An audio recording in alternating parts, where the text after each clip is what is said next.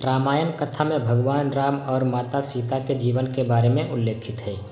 यह दोनों ही साधारण मनुष्य के रूप में जन्मे थे, लेकिन इनका व्यक्तित्व असाधारण था।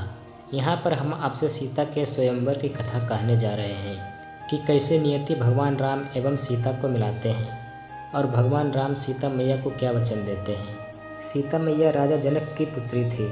वास्तव में माता सीता का जन्म धरती मैया से हुआ था, इसलिए इनका एक और नाम भूमिजा भी है। सीता मैया का जीवन साधारण नहीं था। वे बचपन से ही कई असाधारण काम करती रहती थी, जिनमें से एक था शिव के धनुष से खेलना, जिसे कई महान महारथी हिला भी नहीं सकते थे। यह शिव धनुष पृथ्वी के संरक्षण के लिए भगवान विश्वकर्मा ने बनाया था, जिसे भगवान शिव ने भगवान परशुराम को दिया था। परशुराम जी ने इस धनुष से कई बार पृथ्वी की रक्षा की और बाद में इसे राजा जनक के पूर्वज देवराज के संरक्षण में रख दिया। यह दिव्य धनुष इतना ज़्यादा भारी था कि बड़े बड़े शक्तिशाली राजा हिला भी नहीं सकते थे, लेकिन नन्ही सीता इसे आसानी से उठा लिया करती थी। यह दृश्य देख राजा को एहसास हुआ कि सीता कोई साधारण कन्या नहीं है, यह कोई दिव्य आत्मा है।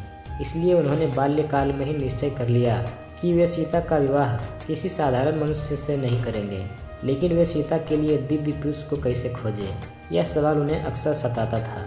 तब उन्हें ख्याल आया कि वे स्वयंवर का आयोजन करेंगे, जिसमें यह शर्त रखी जाएगी कि जो धनुर्धारी शिव के इस महान दिव्य धनुष पर प्रत्यंचा चढ़ाएगा वही सीता के योग्य समझा जाएगा।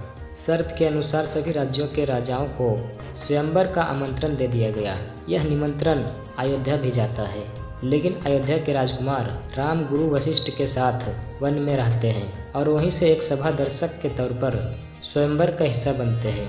प्रतियोगिता शुरू होती है। कई बड़े बड़े राजा उठकर आते हैं, लेकिन शिव के उस दिव्य धनुष को हिला नहीं पाते। यहाँ तक कि इस स्वयंवर में रावण भी हिस्सा लेते हैं और धनुष को हिला भी नहीं पाते। यह देख राजा को अत्यंत दुख होता है। वे कहते हैं कि क्या इस सभा में मेरी पुत्री सीता के योग्य एक भी पुरुष नहीं है? क्या मेरी सीता कुमारी ही रह जाएगी? क्योंकि इस सभा में एक भी व्यक्ति उसके लायक नहीं। जिस धनुष को वो खेल खेल में उठा लेती थी, उसे आज इस सभा में कोई हिला भी नहीं पाया। प्रत्यंचा तो दूर की बात है, जनक के द्वारा कहे शब्द लक्ष्मण को अपमान के बोल लगते हैं और लक्ष्मण को बहुत क्रोध आता है। वे अपने भैया को प्रतियोगिता में हिस्सा लेने का आग्रह करता है, लेकिन राम ना कह देते हैं कि हम सभी यहाँ केवल दर्शक मात्र हैं। राजा जनक के ऐसे वरुण वचन सुनकर गुरु वशिष्ठ राम से स्वयंवर में हिस्सा लेने का आदेश देते हैं। तब गुरु की आज्ञा पाकर श्री राम अपने स्थान से उठकर दिव्य धनुष के पास जाते हैं। सभी की निगाहें राम पर ही टिकी जाती है। उनका गठीला शरीर, मस्तक पर तेज सभी को आकर्षित करता है। श्री राम धनुष को प्रणाम करते हैं और एक झटके में ही उसे उठा लेते हैं और जैसे ही प्रत्यंचा चढ़ाने के लिए धनुष को मोड़ते हैं, वह धनुष दो हिस्सों में गिर जाता है।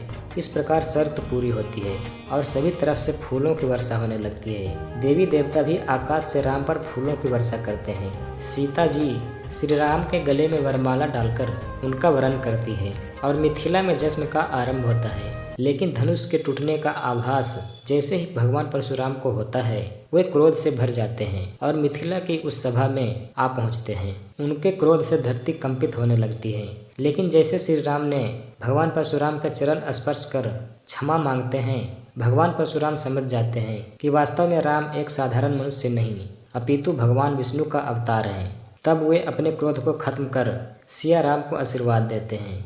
भगवान राम और देवी सीता का विवाह पंचमी को सीता स्वयंवर के बाद उनकी तीनों बहनों उर्मिला, माधवी एवं सूत कीर्ति का विवाह क्रमशः लक्ष्मण, भरत एवं शत्रुघ्न से किया जाता है और चारों बहनें एक साथ अयोध्या में प्रवेश करती हैं।